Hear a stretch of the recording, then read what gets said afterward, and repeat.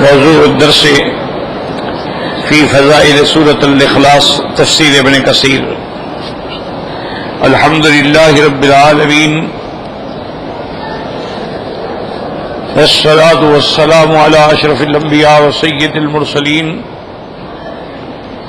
سیدنا محمد وعلی آلہ واصحابہ اجمعین. اللهم صل على سيدنا محمد وعلى آل سيدنا محمد كما صليت على إبراهيم وعلى آل إبراهيم في العالمين إنك حميد مجيد. أعوذ بالله من الشيطان الرجيم. بسم الله الرحمن الرحيم. قل هو الله أحد اللہ الصمد لم یلد ولم یولد ولم یکن له کفوا احد. قال المؤلف المفسر رحمہ اللہ تعالی ادام النفع بعلومہ وعلومکم فی الدارین آمین الى ان قال. حدیث آخر فی فضلها مع المعوذتین. اب مفسر رحمۃ اللہ علیہ فرماتے ہیں کہ ہم اس صورت کے فضل میں مزید روایات ذکر کر رہے ہیں، لیکن اس میں معوذتین جو ہے وہ بھی شامل ہیں، یعنی دو صورتیں، قل اعوذ بالفلق قل اعوذ بالناس. قال الامام احمد حدثنا ابو المغیرہ قال حدثنا معاذ بن رفاعة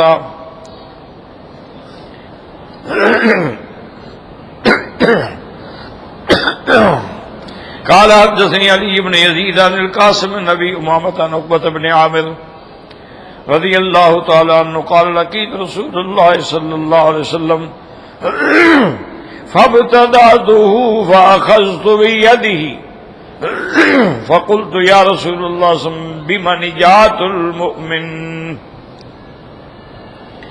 قال یا عقبة اخرس لسانك وليسعك بيتك وابك على خطيئتك. اس حدیث مبارک میں حضرت عقبۃ بن عامر رضی اللہ تعالیٰ عنہ سے روایت ہے کہ میں جلدی گیا اور میں نے حضور پاک کے ہاتھ کو پکڑا اور پھر میں نے عرض کیا کہ یا رسول اللہ صلی اللہ علیہ وسلم مجھے یہ بتائیں کہ ایمان والے بندے کو نجات کامل کیسے ملے گی کہ جہنم سے نجات مل جائے، کامیاب ہو جائے. تو نجات کا طریقہ کیا ہے؟ تو حضور پاک نے فرمایا کہ یا عقبہ اخرس لسانک، زبان کو بند کر دو. اخرس کا معنی ہوتا ہے گونگے بن جاؤ، یعنی بات ہی نہ کرو. وَلِيَسْعَكَ بَيْتُكَ، اور اپنے گھر کے اندر رہو، زیادہ باہر نہ جاؤ. وَابْكِ عَلَىٰ خَطِيئَتِكَ، اور اپنے گناہوں کو یاد کر کے اللہ کے آگے رویا کرو کہ میں نے یہ غلطی کی، میں نے یہ غلطی کی، میں نے یہ غلطی کی، تو پھر جو ہے نجات ہو جائے گی. قال ثم لكني رسول الله صلى الله عليه وسلم فابتعدني فاخذ بيدي. اب فرماتی ہیں حضرت عقبہ کہ پھر دوسری مرتبہ یہ ہوا کہ میری جلدی سے حضور پاک نے جلدی سے میرا ہاتھ پکڑ لیا. فقال يا عقبة بن عامر الا اعلمك خير ثلاث صور انزلت فی التوراۃ والانجیل والزبور والقرآن العظیم. قال قلت بلى جعلنی اللہ فداک قال فاقرأنی. حضور پاک نے فرمایا کہ عقبۃ بن عامر کیا میں تمہیں وہ 3 صورتیں نہ پڑھاؤں نہ سمجھاؤں جو تورات میں بھی ہیں، انجیل میں بھی، زبور میں بھی، قرآن پاک میں بھی؟ تو میں نے کہا بالکل آپ ہمیں سکھائیں.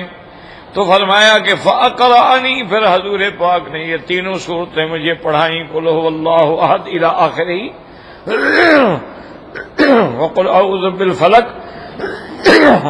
وقل اعوذ برب الناس. ثم قال یا عقبة لا تنسہن ولا تبت لیلة حتى تقرأهن. قال فما نسيتهن منذ قال لا تنسهن وما بت ليلة قط حتى اقراهن. اور اس کے بعد حضور نے فرمایا کہ عقبہ اب ان کو بھول نہ جانا، یاد رکھنا، اور کبھی رات کو جب سونے لگو تو یہ تین صورتیں پڑھ کے سویا کرو، ان کو نہیں بھولنا ہر حال میں. تو حضرت عقبہ فرماتی ہیں کہ جب سے حضور نے فرمایا پھر میں نے نہیں چھوڑا اور نہ بھولا اور نہ میں نے رات کا پڑھنا چھوڑا. قال عقبہ ثم لقيت رسول اللہ صلی اللہ علیہ وسلم فاخذت بيده. اب تیسرے موقع پہ پھر مجھے موقع ملا تو میں نے جلدی سے جا کے حضور پاک کے ہاتھ مبارک کو پکڑا صلی اللہ علیہ وعلی آلہ وسلم. فقلت یا رسول اللہ اخبرنی بفواضل الاعمال. میں نے سوال کیا کہ حضور میں یہ بتائیں کہ افضل عمل کون سے ہیں. فقال یا عقبۃ صل من قطعک واعط من حرمک واعرض عمن ظلمک. رواه الترمذي بعباده في الزهد من حديث عبد الله بن زهر عن علي بن يزيد وقال هذا حديث حسن وقد رواه احمد من طريق آخر. اب مفسر رحمۃ اللہ علیہ فرماتے ہیں کہ جب حضرت عقبہ نے پوچھا کہ حضور ہمیں وہ عمل بتائیں جو افضل عمل ہے، آپ نے فرمایا سلمن قطعک، تم اسی سے اپنا رشتہ محبت تعلق جوڑو جو تم سے توڑے. جوڑنے والے سے تو سب جوڑتے ہیں نا، بات یہ ہے کہ جو توڑنا چاہے تم جوڑتے رہو. اور اس کے بعد فرمایا وَأَعْطِ مَنْ حَرَّمَكَ، اور اس کو دو جس نے تمہیں نہیں دیا ہے، ورنہ جو تمہیں دے گا تم بھی اس کو دو گے، یہ تو کوئی بڑی بات نہیں ہے نا، لیکن اس نے آپ کو نہیں دیا اور آپ اس کو دیں. وَأَعْرِضْ عَمَّنْ ظَلَمَكَ، اور کسی نے تمہارے ساتھ زیادتی کی ہے تو تم اعراض کرو، تم اس کو زیادتی نہ کرو. تو یہ افضل الاعمال ہیں. امام ترمذی رحمۃ اللہ علیہ نے فرمایا ہے کہ یہ حدیث حسن ہے، اور اس کے طریقے بھی ہیں. حدثنا حسین محمد قال حدثنا ابن عباس عن سعید بن عبد الرحمن الخثعمی عن فروة بن مجاہد اللخمی عن عقبة بن عامر النبي صلى الله عليه وسلم مثله سواء تفرد به احمد. حدیث آخر في الاستشفاء بهن. قال البخاری رحمه الله تعالى حدثنا قتيبة قال حدثنا مفضل عن عقیل بن شهاب عن عروة عن عائشة رضی اللہ تعالی عنہ ان النبی صلی اللہ علیہ وسلم کان اذا اوى الى فراشه كل ليلة جمع كفيه ثم نفث فيهما وقرأ فيهما قل هو الله احد وقل اعوذ برب الفلق وقل اعوذ برب الناس ثم يمسح بهما ما استطاع من جسده يبدأ بهما على راسه ووجهه وما اقبل من جسده يفعل ذلك 3 مرات وهكذا رواه اهل السنن به. اب اس حدیث مبارک میں آتا ہے کہ بی بی عائشہ صدیقہ رضی اللہ عنہا فرماتی ہیں کہ جب حضور صلی اللہ علیہ وسلم رات کو سونے کے لیے لیٹتے تو اپنے دونوں ہاتھ یوں اکٹھے کر لیتے اور اس کے بعد 3 دفعہ قل هو اللہ احد قل الفلق قل الناس پڑھتے اور پھر اس میں دم کر کے اور ابتدا کرتے سر سے اور آگے سے اگلے حصے سے، اور اس کے بعد جو ہے پھر سارے حصے پر جہاں جہاں ہاتھ پہنچ سکتا ہے حضور صلی اللہ علیہ وسلم اپنا ہاتھ پہنچاتے تھے. تو حضور صلی اللہ علیہ وسلم جو ہے ہر رات میں یہ عمل مبارک کرتے تھے. اسی لیے صحیح حدیث مبارک میں ہے کہ سیدہ عائشہ صدیقہ فرماتی ہیں کہ جب آپ کی مرض الوفات ہے جس میں حضور پاک کی وفات ہوئی، اس بیماری میں اتنا اثر تھا حضور پر کہ حضور صلی اللہ علیہ وسلم کے جو عادات مبارک کے معمول تھے وہ پڑھنا بھی مشکل ہو گیا تھا. تو پھر بی بی عائشہ فرماتی ہے کہ میں پڑھتی تھی یہ صورتیں، لیکن اپنے ہاتھوں میں دم کرنے کے بجائے حضور کے ہاتھ میں میں پھونک مار کے حضور کا ہاتھ پکڑ کے پھیرتی تھی، کیونکہ یہ حضرت عائشہ کا علم ہے کہ بھئی میرے ہاتھ میں تو وہ برکت نہیں ہے نا جو سیدنا محمد مصطفیٰ کے ہاتھ میں برکت. تو بہرحال یہ چیزیں جو ہیں یہ اللہ کی بہت بڑی نعمت عظیمہ ہے. معوذتین، سورۃ الاخلاص، اسی طرح سورۃ الکافرون، یہ بہت بڑی عظیم نعمتیں ہیں اللہ تعالیٰ کی، ہر بلا کے لیے، ہر مصیبت کے لیے، جن ہے، جادو ہے، سحر ہے۔ اب دیکھیں نا، خود حضور پاک پہ جادو ہو گیا۔ یہ جادو جو ہے، یاد رکھو، یہ علم ہے لیکن شیطانی علم ہے۔ علوم دو قسم کے ہوتے ہیں، رحمانی بھی ہوتے ہیں، شیطانی بھی ہوتے ہیں۔ قرآن ہے، حدیث ہے، فقہ ہے، یہ سب رحمانی علوم ہے۔ اور اسی طرح جادو ہے، علم جفر ہے، علم نجوم ہے، اور علم الاعداد ہے، علم الالوان ہے۔ یہ سارے علوم جو ہیں یہ شیطانی علم ہے۔ اسی لیے حضور نے فرمایا کہ من تسحر فقد کفر، جو آدمی سحر کرتا ہے گویا وہ کفر کرتا ہے۔ اور یہ بھی حضور نے فرمایا ہے کہ من اتا عرافا او کاہنا، جو آدمی نجومیوں کے پاس اور کاہنوں کے پاس اور یہ ہاتھ دکھانے والے اور یہ جناب ذائچے بنانے والے ان کے پاس جاتا ہے اور ان کی باتوں کی تصدیق کرتا ہے کہ ہاں یار دیکھو اس نے ساری باتیں بتا دی ہیں، فقد صدقہ وقد کفر بما انزل علی محمد، اس نے اللہ کے قرآن سے کفر کیا۔ جب اللہ کہتا ہے کوئی عالم الغیب نہیں، تو ان کو علم غیب کا کیا پتا؟ ان کے تو ایک اندازے ہوتے ہیں نا جی، بات کرنے کے طریقہ ہوتا ہے، اس طریقے سے بات کرتے کرتے آپ کی باتوں سے اندر پھنسا لیتے ہیں۔ جیسے کہ ایک دفعہ حجاج ابن یوسف کے پاس ایک بڑا ماہر آدمی نجوم اور جفر کا آ گیا، اور یہ بڑے یعنی واقعی علم تو ہے نا جی، میں نے آپ کو کہا کہ علم تو ہے لیکن شیطانی، جیسے اب گانا علم ہے، موسیقی علم ہے، ناچنا علم ہے، لیکن شیطانی علم ہے۔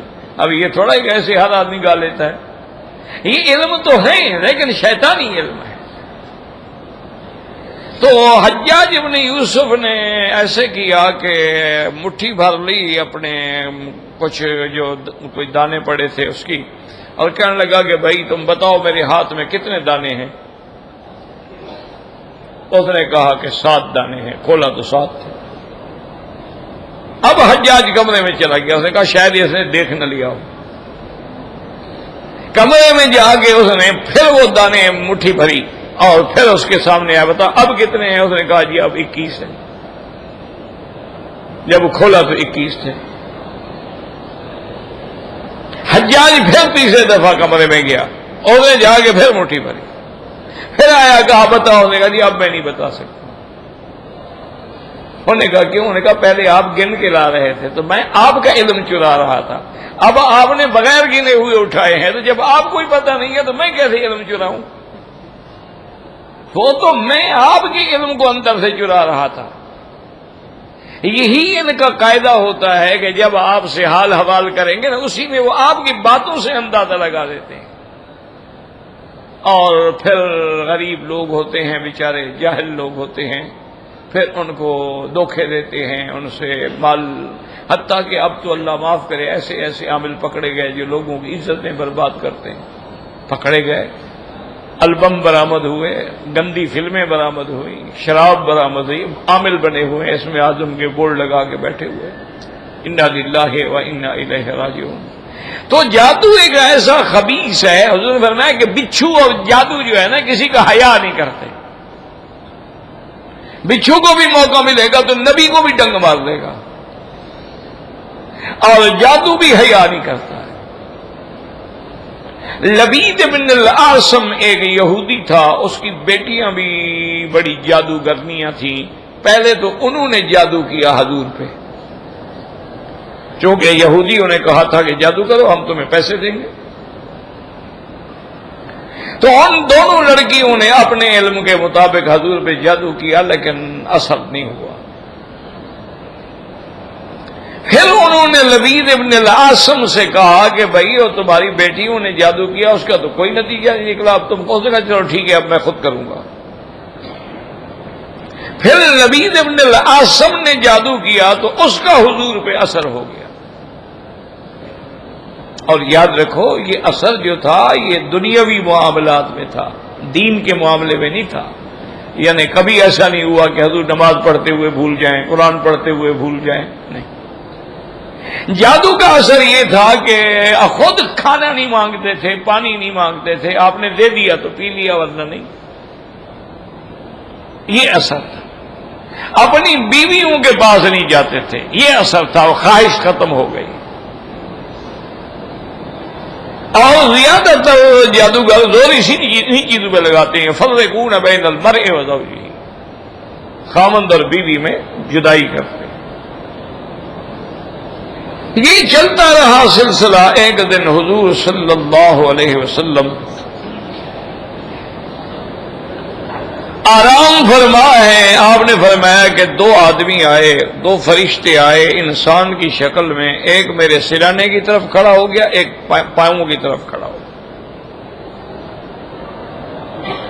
تو جو پاؤں کی طرف کھڑا تھا اس نے سوال کیا کہ ما بہذا الرجل، اس انسان کو کیا تکلیف ہے؟ تو اس نے کہا مطبوب، اس پر جادو ہے.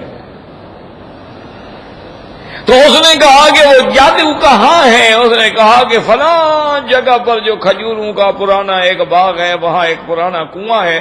اس کنویں کے نیچے جو لکڑی ہوتی ہے نا کنویں کے نیچے رکھنے کے لیے، اس لکڑی کے نیچے وہ جادو ہے. اور وہ دونوں فرشتے چلے گئے. حضور صلی اللہ علیہ وسلم نے حضرت علی رضی اللہ تعالی عنہ اور اپنے دیگر صحابہ، چند ایک صحابہ کو بلایا اور وہیں حضور اسی مقام پہ تشریف لے گئے. تو حضور فرماتے ہیں کہ میں نے جب دیکھا تو وہاں جو کھجوریں تھیں ایسے تھیں جیسے رؤوس شیاطین کو شیطانوں کے سر ہوں.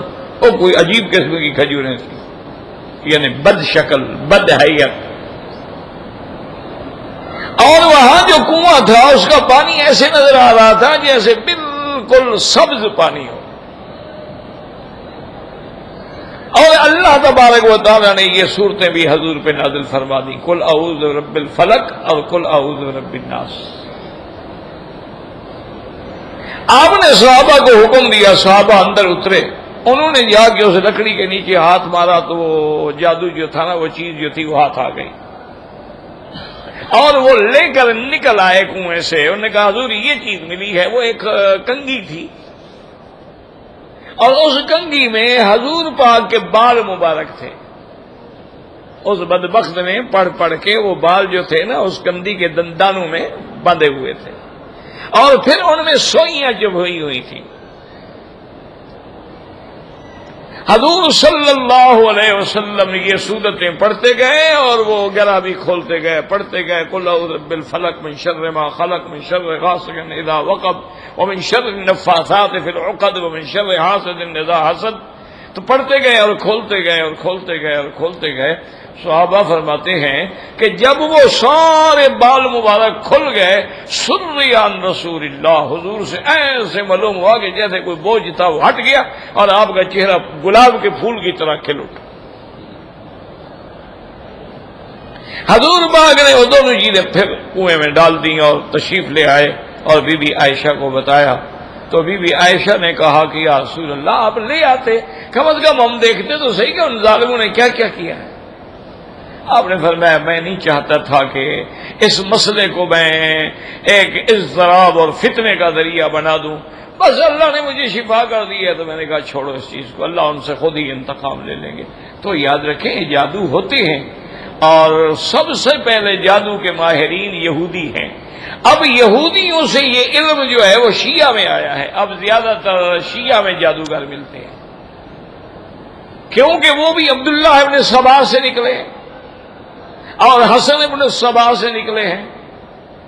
حتیٰ کہ یعنی کعب الاحبار جو تھے صحابی ہیں حضور کے، وہ فرمایا کرتے تھے کہ اگر اللہ کے قرآن کی یہ صورت مبارک مجھے یاد نہ ہوتی اور میں نہ پڑھتا تو یہ یہودی اتنے بڑے جادوگر ہیں لجعلتنی حمارا، مجھے تو گدھا بنا دیتے ہیں. لیکن اللہ نے مجھے قرآن کی ان صورتوں کی وجہ سے بچایا ہے. تو اس لیے ہر کوشش کیا کریں اپنے بچوں پہ ان صورتوں کو. بچے تو نہیں پڑھتے نا، خود پڑھ لیا ہاتھ پھیر دیا، ماں نے پڑھ لیا سر سے لے کر سارے بدن پہ ہاتھ پھیر دیا، کوئی مشکل مسئلہ نہیں ہے. اور ویسے بھی گھر میں سورۃ البقرہ کی تلاوت ہو، خود کریں، گھر والے کریں، یا کسی وقت سارے گھر والے اکٹھے بیٹھ گئے سب نے پڑھنا شروع کر دیا، یا اگر اتنا بھی ٹائم نہیں ہے تو کیسٹ میں آپ سورۃ البقرہ لگا دیں اور ہر گھر میں آواز گونجتی رہے، تو ہر کمرے میں، پھر اس کمرے میں، پھر اس کمرے میں، پھر اس کمرے میں، اس کا فائدہ یہ ہوتا ہے کہ شیاطین کے اثرات جو ہیں وہ ختم ہو جاتے ہیں۔ یہ اصل میں سارے شیطانی اثرات، لیکن آدمی اچھا خاصا گھر کی میاں بیوی کی لڑائی ہو گئی، کیوں بھائی؟ یہ اثرات ہوتے ہیں جن کو آدمی اچھا خاصا میاں بیوی اب تعلق ہے، سب کچھ ہے، گھر گئے لڑائی ہو گئی۔ اچھا بیوی اس ہر بندے کی خدمت کر رہی ہے، خاوند آئے تو منہ پھلایا ہوا ہے، خاوند بھی ہر آدمی کے نزدیک جناب بڑا شریف اور معزز اور مہربان ہے، گھر جاتا ہے تو بالکل ٹھنڈار بن جاتا ہے۔ یہ بیماریاں ہیں، یہ اثرات ہیں برے، اور ان کا حل کیا ہے؟ اللہ کا قرآن، اور کسی چکر میں نہ پڑنا کبھی بھی۔ اللہ کے قرآن پر زور لگاؤ، اور یہ صورت معوذتین، قل یا ایھا الکافرون، قل ھو اللہ احد، آیت الکرسی اور سورۃ البقرہ اور اواخر سورۃ الحشر، هو اللہ الذی لا الہ الا هو عالم الغیب والشہادہ، اور اواخر سورۃ البقرہ آمن الرسول بما انزل الیہ من ربہ والمؤمنون۔ اور اسی طرح جو سحر کے بارے میں آیات ہیں نا، فلما القوا قال موسیٰ ما جئتم بہ السحر ان اللہ سیبطلہ ان اللہ لا یصلح عمل المفسدین۔ یہ آیات پڑھیں تو انشاءاللہ سب جادو وادو اور ساری بیماریاں جو ہیں وہ ختم ہو جاتی ہیں۔ اچھا، اب دوسری بات یہ ہے کہ حدیث مبارک میں جو حضور نے فرمایا، ایک حدیث میں یہ بھی لفظ ہے امسک لسانک، اپنی زبان کو پکڑ لو، مقصد بات نہ کرو، اور آپ نے فرمایا الزم بیتک، اور ایک حدیث میں اغلق علیک بابک، اپنا دروازہ بھی گویا بند کر۔ تو یہ کب ہوگا؟ جب فتن کا زمانہ آ جائے، جب فتنے اتنے پھیل جائیں کہ کسی پر اچھی بات کا اثر ہی نہیں ہوتا، تو پھر اپنا ایمان تو بچاؤ نا، پھر اپنا ایمان بچاؤ، اپنی جان بچاؤ۔ حدیث میں آتا ہے کہ پھر بندے جو ہیں وہ اپنے ایمان کو بچانے کے لیے دور نکل جائیں گے، پہاڑوں میں، غاروں میں، جنگلوں میں، جہاں ان کو کوئی آدمی نہ ملے، اور وہ فتنوں سے محفوظ ہو جائیں، چونکہ ورنہ کفر کی قوتیں جو ہیں وہ تو اسلام کو مٹانے کے لیے ہر قسم کا حربہ استعمال کرتی ہیں، لیکن جن کو اللہ نے ایمان دیا ہے وہ قائم رہتے ہیں۔ حضرت عبداللہ ابن حذیفہ السہمی رضی اللہ عنہ بڑے خوبصورت جوان صحابی تھے، وہ گئے ہوئے تھے روم کے علاقے میں، یعنی تجارتی وفد کے ساتھ۔ مکے والے جاتے تھے نا تجارت کے لیے، کبھی روم، کبھی شام، کبھی یمن، کبھی صنعا، تو جاتے رہتے تھے، تو وہ بھی گئے ہوئے تھے۔ وہاں پر ہرقل کو یعنی بادشاہ روم کو پتہ چلا کہ مسلمانوں کے کچھ لوگ آئے، انہوں نے کہا پکڑ کے میرے دربار میں لے آؤ، لے آئے۔ اس نے کہا کہ جب دیکھا نا اس نے عبداللہ ابن حذیفہ کو کہ اتنا خوبصورت جوان ہے اور اتنا مہذب ہے بات کرنے میں، اس نے کہا دیکھو عبداللہ، تم اگر اللہ کے نبی کا دین چھوڑ دو نا تو میں تمہیں اپنا گورنر بنا لوں گا۔ حضرت عبداللہ ابن حذیفہ مسکرائے اور فرمایا کیا گورنری کی بات کرتے ہو، تم اپنا سارا ملک بھی مجھے دے دو تو میں تو نہیں چھوڑ سکتا، یہ تو دین کا معاملہ ہے، ایمان کا معاملہ ہے، میں کیسے چھوڑ سکتا ہوں۔ وہ غصے میں آ گیا، انہوں نے حکم دیا کہ ان کو پھانسی پہ چڑھا دو۔ جب پھانسی کے لیے لے کے جا رہے تھے تو عبداللہ ابن حذیفہ رونے لگ گئے، تو انہوں نے آگے خبر دی کہ یا ایھا الملک، بادشاہ سلامت، وہ رو رہا ہے، فرمایا واپس لے آؤ، ڈر گیا لے آؤ واپس۔ جب واپس آئے تو اس نے کہا ہاں اب تم نے میری بات پہ غور کر لیا ہے، کیوں رو رہے تھے؟ اس نے کہا میں تو اس لیے رو رہا تھا کہ اللہ کی توحید کے لیے ایک جان دے دوں گا تو کون سی بڑی بات ہے، میرے جتنے بال ہیں اتنی دفعہ اللہ مجھے زندہ کرے اور میں اللہ کے نام پہ پھانسی چڑھتا رہوں۔ میں تو اس بات پہ رو رہا تھا، میں کوئی ڈر کے تو نہیں رو رہا تھا۔ ہم نے کہا بھائی عجیب بات ہے، اس پر تو اثر ہی نہیں ہوتا۔ انہوں نے حکم دیا کہ دو بڑے بڑے کڑھا جو ہے نا وہ اس آگ جلاؤ اور انہیں تیل بھرو. تیل سے کڑھا بھر دیے گئے. دو قیدیوں کو بلایا اس ظالم نے, حکم دیا ان کو کڑھا میں ڈال دو. کڑھا میں ڈالے دو, بیچارے 1 منٹ میں پکوڑا بن گئے. تو اس نے کہا عبداللہ ابن حذیفہ السامی سے کہ اب بھی سوچ لو, اگر اللہ کے نبی کا دین چھوڑ دو تو تمہیں میں معافی دے دوں گا, ورنہ تمہیں اسی طرح جلاؤں گا. میں بالکل جلنے کے لیے تیار ہوں.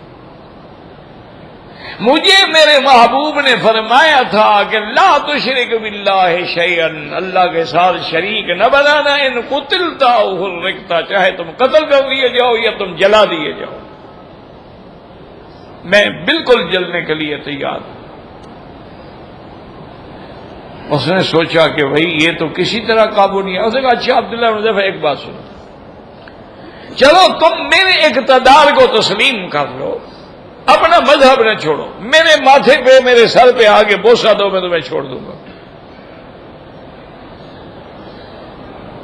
حضرت عبداللہ نے کہا بھائی بات یہ ہے کہ اپنے لیے تو میں تجھے بوسہ نہیں دیتا, البتہ ہمارے جتنے ساتھی تم نے پکڑے ہیں سب کو چھوڑ دو تو پھر میں بوسہ دیتا ہوں. اپنی جان کے لیے میں نہیں دیتا. انہوں نے کہا اچھا میں سب کو چھوڑ دوں گا. انہوں نے کہا پھر میں بوسہ دیتا ہوں. تو عبداللہ ابن حذیفہ نے اس کے سر پہ بوسہ دیا. بادشاہ تھا, اس نے بھی سب کو رہا کر دیا. تو جب مدینہ منورہ پہنچے, حضرت امیر المؤمنین عمر بن الخطاب رضی اللہ تعالی عنہ کا دور تھا. آپ نے فرمایا عبداللہ ابن حذیفہ کو ممبر پہ بٹھاؤ اور سارے صحابہ اس کے سر پہ بوسہ دو کہ یہ وہ بندہ ہے کہ جس نے اپنی جان کے لیے بوسہ نہیں دیا, لیکن صحابہ کو بچانے کے لیے اس نے کافر کے سر پہ بوسہ دیا ہے. ورنہ آگ سے نہیں ڈرا, پھانسی سے نہیں ڈرا, قتل سے نہیں ڈرا, اپنے توحید کے عقیدے پہ جمع رہا. تو اسی لیے ہمیشہ یاد رکھیں, ایک وقت ایسا ہوتا ہے کہ پھر آدمی کو حق کہنے کا فائدہ نہیں ہوتا, یعنی فتنے اتنے عام ہو جاتے ہیں, تو پھر وہاں پھر یہی حکم ہوتا ہے کہ اپنی جان بچاؤ. اور اگر حق کا فائدہ ہوتا ہے تو پھر حکم یہی ہے کہ دین پہنچاؤ اور تبلیغ کرو, دعوت دو, قدم قدم پہ جا کے اللہ کا دین پہنچاؤ اور اللہ کے دین کی آپ یاری کرو. اور جب ایسا دور آ جائے کہ بھئی کوئی اثرات ہی نہیں ہوتے ہیں تو پھر خاموش رہنے میں ہی بہتری ہوتی ہے کہ آدمی بولے تو حق کی بات بولے, ورنہ یہ ہے کہ پھر اپنی زبان کو بند رکھے. تو اس لیے یہ صورتیں جو ہیں خاص فضیلت رکھتی ہیں. اللہ تبارک و تعالی نے ان کی زبردست شان بنائی ہے. اور حضور پاک صلی اللہ علیہ وسلم ساری زندگی کا معمول ہے کہ پڑھتے دم کرتے اور بدن پہ پھیرتے تھے. تو آپ لوگ کم از کم, یہ تو کوئی مشکل مسئلہ نہیں ہے نبی, یہ چھوٹی سی صورتیں ہیں, یاد کر لو. اچھا فائدہ کیا ہوگا, 3 دفعہ پڑھو گے تو گویا پورا قرآن پڑھ لیا. ایک فائدہ یہ ہوگا. دوسرا فائدہ یہ ہوگا کہ شیاطین الجن والانس جو ہے نا, ان کے اثرات سے بچ جاؤ گے, ان کے فتنے سے بچ جاؤ گے. اچھا اسی طرح اگر کوئی علماء نے اپنا یہ تجربہ بھی لکھا ہے کہ اگر مثلا کسی جادوگر سے پالا پڑ جائے تو یہ صورتیں پڑھ کے اس کی طرف دم کر دو تو انشاءاللہ وہ تمہارا کچھ نہیں بگاڑ سکتا, وہ پھر تم پہ حملہ نہیں کر سکتا. اللہ تبارک و تعالیٰ اس کے شر سے محفوظ ہے. اسی طرح علماء نے یہ بھی لکھا ہے کہ کہیں جنگل میں رات کو سفر کر رہے ہو اور شیاطین الجن جو ہے وہ آ گئے ڈرانے کے لیے, کبھی کوئی بلا بن گیا, کبھی کوئی جانور بن گیا, کبھی کتا بن گیا, کبھی بھیڑیا بن گیا, کبھی شیر بن گیا, تو یہی صورتیں پڑھ کے دم کرتے رہو تو انشاءاللہ وہ تم پہ حملہ آور نہیں ہو سکے. اللہ تبارک و تعالی اس کے حملے سے اور اس کے فتنے سے تمہیں بچا لیں گے. تو یہ صورتیں جو ہیں بڑی اکثیر ہیں, اور اسی لیے حضور فرماتے ہیں کہ جب سے معوذتین اللہ نے اتاری ہیں پھر اور کسی چیز پڑھنے کی ضرورت ہی نہیں ہے. یعنی یہی صورتیں جو ہیں تعوذات کے معاملے میں سب سے اعلیٰ اور سب سے افضل اور سب سے اکمل ہیں. صرف یہ ہے کہ آدمی یقین کامل کے ساتھ ان کو پڑھے تو اللہ تبارک و تعالی یقینی حفاظت فرماتے ہیں. اب فضائل کے بعد اب مفسر رحمت اللہ علیہ جو ہیں وہ تفسیر کی طرف توجہ فرماتے ہیں. فرمایا بسم اللہ الرحمن الرحیم قل هو اللہ احد اللہ الصمد لم یلد ولم یولد ولم یکن له کفوا احد. قد تقدم ذکر سبب نزولها وقال اکرمۃ لما قالت اليهود نحن نعبد عزیر ابن اللہ وقالت النصارى نحن نعبد المسیح ابن اللہ وقالت المجوس نحن نعبد الشمس والقمر وقالت المشركون نحن نعبد الاوثان. انزل اللہ علی رسولہ صلی اللہ علیہ وسلم قل هو اللہ احد یعنی هو الواحد الاحد الذي لا نظیر له ولا وزیر ولا ند له ولا شبیہ ولا عدیل. ولا يطلق هذا اللفظ على أحد في الإثبات إلا على الله عز وجل لأنه هو الكامل في جميع صفاته وأفعاله. اب مفسر رحمۃ اللہ علیہ فرماتے ہیں کہ اس کے سبب نزول کے بارے میں تو ہم نے پہلے بھی ذکر کیا ہے.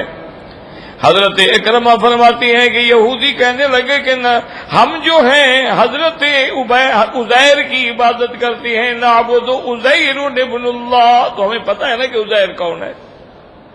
نصارہ کہنے لگے ہم حضرت عیسیٰ کی عبادت کرتے ہیں کہ وہ اللہ کا بیٹا ہے.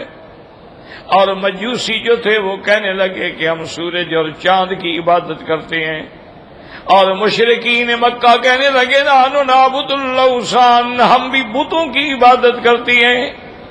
تو اللہ تبارک و تعالی نے سب کے رد کے لیے اپنے پاک نبی محمد مصطفیٰ صلی اللہ علیہ وسلم پہ فرمایا قل هو اللہ احد.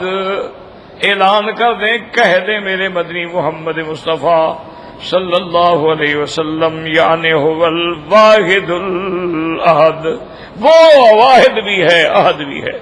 الذی لا نظیر له ولا وزیر له ولا ند له ولا شبیہ له جس کی کوئی مثال نہیں جس کی کوئی مثل نہیں جس کے کوئی برابر نہیں. ولا یطلق هذا اللفظ على احد اور یہ لفظ جو ہے اللہ کی شان دیکھیں کہ ما سوا اللہ کے اور کسی پر استعمال نہیں ہوتا. لوگوں نے اپنے خداؤں کے نام رکھے ہیں. لات بھی رکھا ہے عزا بھی رکھا منات بھی رکھا اسار بھی رکھا نائلہ بھی رکھا بدن بھی رکھا سوان بھی رکھا یغوثہ بھی رکھا یعوقہ بھی رکھا نصرہ بھی رکھا. لیکن کوئی جھوٹے خدا کو اللہ نہیں کہہ سکتا ہے. آج بھی آپ دیکھ لیں کوئی گاڈ کہے گا کوئی بھگوان کہے گا کوئی رام کہے گا کوئی وشنو کہے گا. لیکن اللہ کا لفظ جو ہے یہ اللہ کی ذات کے لیے خاص ہے کسی اور کے لیے استعمال ہی نہیں ہوتا ہے. اور پھر یاد رکھیں کہ یہ لفظ جو اللہ ہے نا اس میں ذات ہے اس میں علم ہے. باقی جتنے اسماء ہیں وہ سارے اسماء صفات ہیں. ایک بات یاد رکھیں جیسے الرحمن الرحیم الملک القدوس والسلام المؤمن المہیمن العزیز الجبار المتکبر یہ صفات ہے. اس میں ذات جو ہے وہ اللہ ہے. اور پھر یہ بھی شان دیکھیں کہ اگر اس میں ایک حرف آپ کم کر دیں الف کا تو للہ پھر بھی ہے. اگر اس کو بھی کم کر دیں تو ہو پھر بھی موجود ہے. یعنی اللہ تبارک و تعالیٰ کے سوا کسی اور پر اس کا اطلاق ہی نہیں ہو سکتا. اور اس لیے علماء اور اولیاء اللہ جو ہیں اللہ تبارک و تعالیٰ ان کی قبروں پہ کروڑوں رحمتیں فرمائیں. وہ فرماتے ہیں جو کچھ بھی ہم نے پایا ہے اسی اس میں ذات کے ذکر میں پایا ہے. تو جتنا ہو سکے اللہ اللہ. اس لیے بزرگ کہتے ہیں نا کہ اللہ کے بڑے مزے لیکن جو آئے سو چکھ لے. یہ بتانے سے حل نہیں ہوتے یہ کرنے سے پتہ لگتا ہے کہ اس کے اندر کیا برکات ہیں اور کیا ثمرات ہیں. تو اس لیے حتیٰ کہ یہ وہی لفظ ہے جو صحیح حدیث میں ہے، حضور نے فرمایا کہ لا تقوم الساعہ، قیامت اس وقت تک قائم نہیں ہوگی حتی لم یقل فی الارض اللہ اللہ اللہ، جب زمین میں کوئی اللہ اللہ کہنے والا نہیں رہے گا تو قیامت قائم ہوگی۔ پھر اللہ تبارک و تعالی اس دنیا کو فنا کر دیں گے۔ یعنی اللہ کا ذکر جو ہے وہ بقائے عالم کا سبب ہے، اور اللہ کے ذکر سے اعراض جو ہے وہ فنا کا سبب ہے۔ تو اللہ تبارک و تعالی نے اس سورت کے اندر اپنے صفات کمال، صفات عظمت و جلال کا ذکر فرمایا ہے۔ اللہ ہمیں صحیح سمجھنے کی اور عمل کرنے کی توفیق دے۔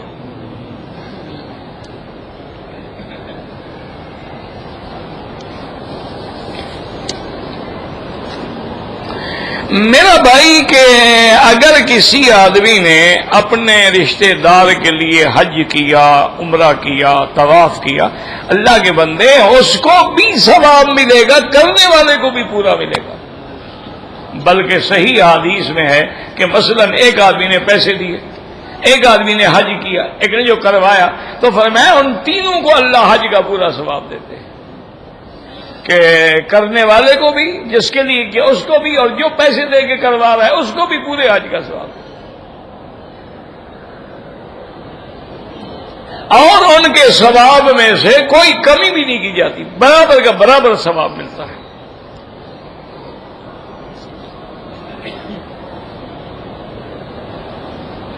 اسی طرح قرآن پاک ہے، اگر آپ پڑھ کے دعا کریں کہ یا اللہ اس کا ثواب جو ہے ہمارے فلاں فلاں رشتہ دار جو فوت ہو گئے ہیں ان کو عطا فرما، بالکل ہوتا ہے، بالکل ملتا ہے، ثواب پہنچتا ہے۔ بلکہ بعض احادیث میں تو یہ بھی آتا ہے کہ وہ انتظار میں ہوتے ہیں کہ ہمیں کوئی ہدیہ بھیجتا ہے کہ نہیں بھیجتا ہے، تو جب ان کو ثواب ملتا ہے تو پھر وہ بڑے خوش ہوتے ہیں۔ یعنی عالم ارواح کا جو نظام ہے وہ تو اللہ کے علم میں ہے نا۔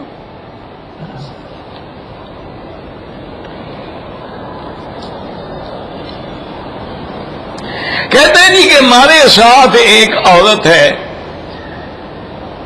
وہ بیچاری یرکان میں مبتلا ہے اور اس کے ٹیکے لگوا رہی ہے،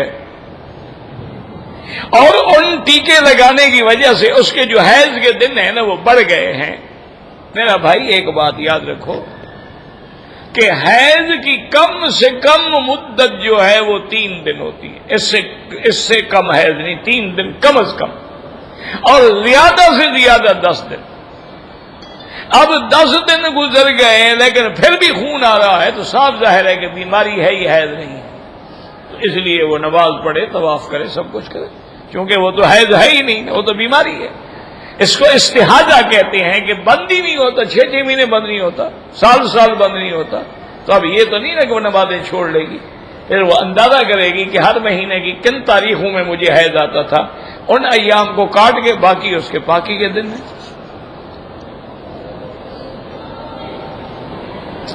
کہتے جی کہ حضور پاک کے روضہ مبارک پہ جانے کے بعد دن میں کتنے دفعہ جا کے مواجہ پہ؟ 1 دفعہ بس، جب گئے ہو صلاۃ السلام عرض کرو، باقی جتنے دن رہو تو وہاں درود شریف پڑھتے رہو، پھر جس دن روانہ ہوں پھر صلاۃ السلام پڑھ کے آ جائے۔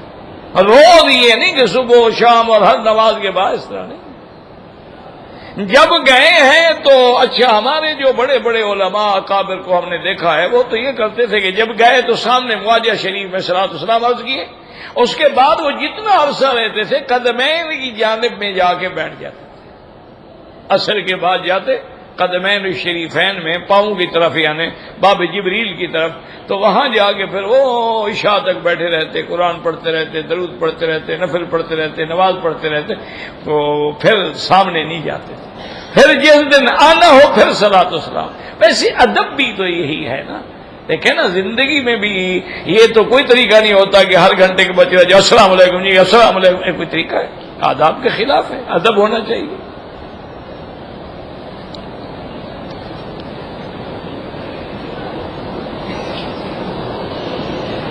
میں نے ماں باپ فوت ہو گئے ہیں، میں نے اپنی ماں کا حج بدل کیا ہے، تو باپ کا کرنا چاہو تو بالکل باپ کا بھی کرو،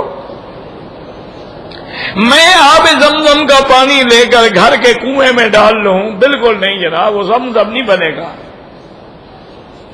اگر ایسا ہوتا تو حضور پاک مدینے کے زمزم تو نہ منگواتے، کہتے بھی دو ڈول لے آؤ اور یہاں کے کنویں میں ڈال دو۔ تو اگر اللہ کے پیغمبر نے نہیں ڈالا، صحابہ نے نہیں ڈالا، خلفائے راشدین نے نہیں ڈالا ہے، تو پھر یہ نئی بدعات ایجاد کرنے کی کیا ضرورت ہے؟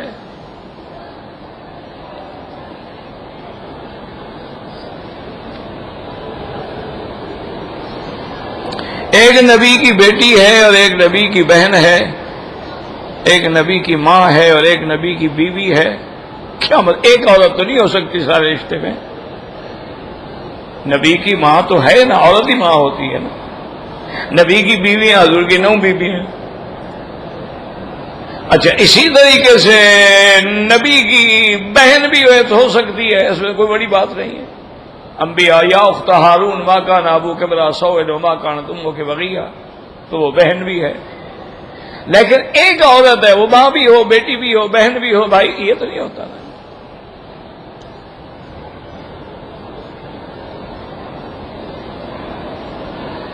کہتے جی کہ بیت اللہ میں جب نماز جنازہ کا اعلان ہوتا ہے تو پیچھے ایک جگہ بنی ہوئی ہے، امام وہاں جا کے جنازہ پڑھاتے ہیں۔ بھائی تمہارے ملک میں بھی تو اللہ کے بندے جنازہ گاہ میں جا کے جنازہ پڑھاتے ہیں نا۔ یہاں آ کر تمہیں اعتراض بڑے جلدی مل جاتے ہیں۔ تمہارے ملک میں تو مسجد میں جنازہ ہی نہیں ہوتا، باقاعدہ جنازہ گاہ میں پڑھا جاتا ہے، یا کسی عیدگاہ میں پڑھا جاتا ہے، یا کسی اسکول کے گراؤنڈ میں پڑھا جاتا ہے، تو آپ بھی تو وہاں جاتے ہیں نا۔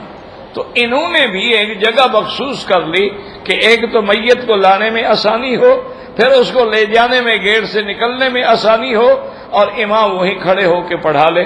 اگر یہاں بھی کھڑے ہو کے پڑھائے تب بھی کئی لوگ آگے ہوں گے، کئی پیچھے ہوں گے، تو وہاں آگے امام کے باقاعدہ دیوار ہے، باقاعدہ سترہ ہے، سترے کے آگے آپ پھرتے رہے۔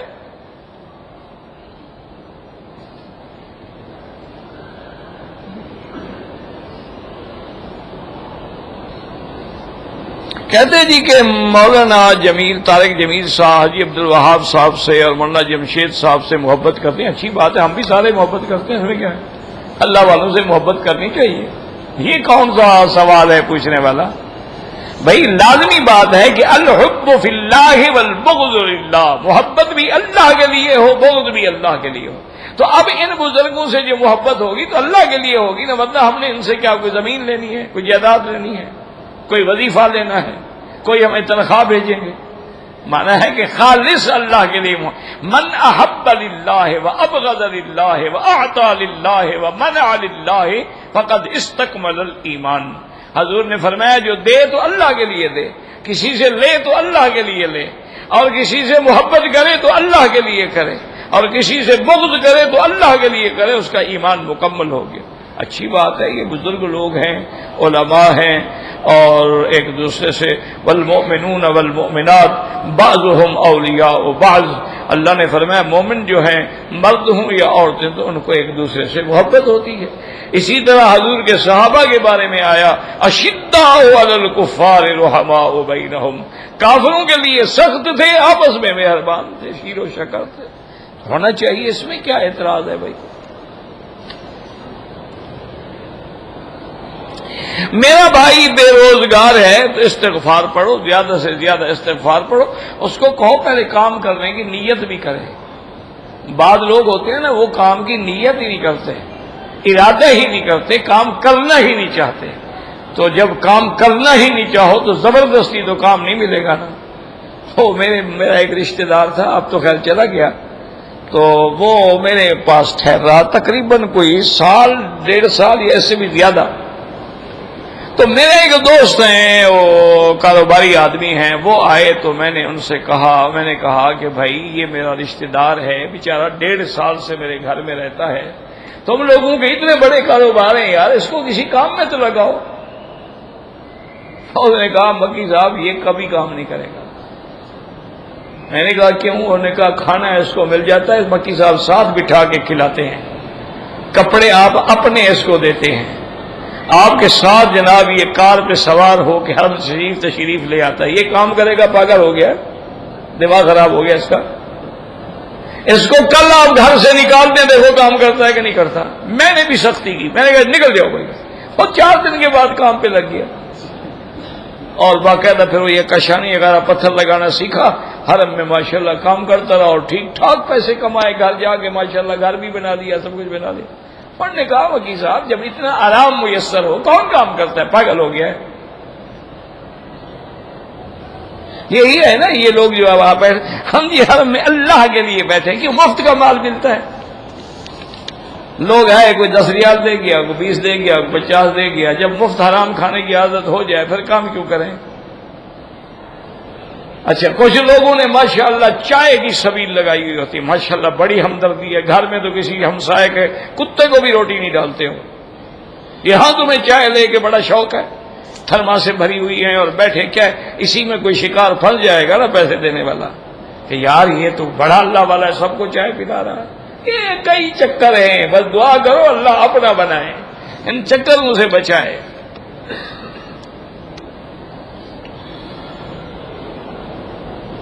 اگر آدمی نے قرآن شریف پڑھ رہا ہے، حجر اسود پہ گیا تو ٹھیک ہے، 1 منٹ روک کے استلام کر کے پھر پڑھنا شروع کر دے، اور نہ بھی کرے اشارہ تب بھی کوئی بات نہیں، طواف ہو جائے گا.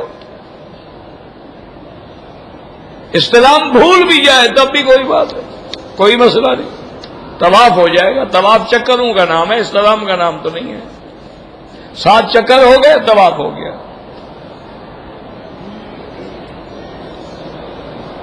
میت کے لیے عمرہ ہاں جی کر سکتے ہیں، زندہ کے لیے نہیں. اسی طرح حج وغیرہ جو ہے وہ بھی ان کے، یا کوئی زندہ معذور ہے آ نہیں سکتا اور اس نے کہا ہے کہ میرا عمرہ کرو، پھر کر سکتے ہو.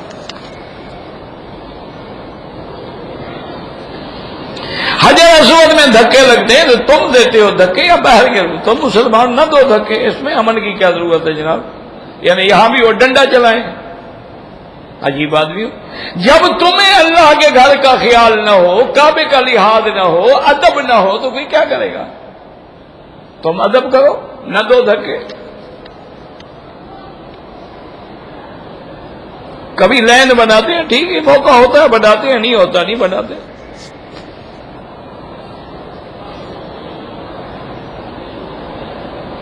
احرام کی حالت میں کوئی سر کے درد کے لیے کوئی چیز لگائے تو دم نہیں دینا پڑے گا.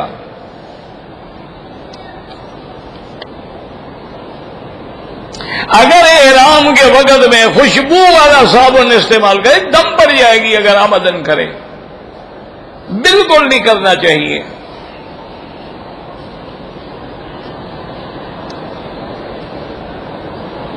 اگر پیشاب کے قطرے بند نہیں ہوتے ہیں تو آپ انڈر ویئر بھی رکھیں اور ہر نماز کے لیے نیا وضو کریں اور پھر اس کو دھو لیا.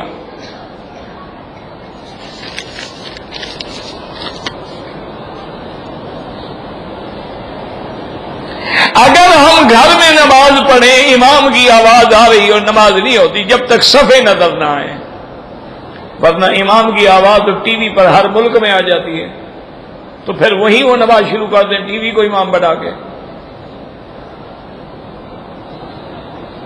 احرام کی چادروں کے ساتھ بٹن لگانا یا بکسوا لگانا بالکل نہ جائے، وہ تو سلائی ہو گئی نا. پھر اگر کوئی آدمی زمزم سے غسل کرے یا کسی عضو کو دھوئے کوئی بات نہیں. اگر پاکستان سے عمرے پہ آنے والے آدمی نے احرام جدے سے باندھا ہے، دم پڑ گئی، اس کو احرام اپنے ملک سے باندھنا چاہیے تھا یا جہاز میں میقات سے باندھنا چاہیے تھا. عمرہ چاہے روز کرو، اس کے لیے کوئی دن مقرر نہیں ہوتے، لیکن افضل یہی ہے کہ مکے میں رہتے ہوئے طواف زیادہ کرو.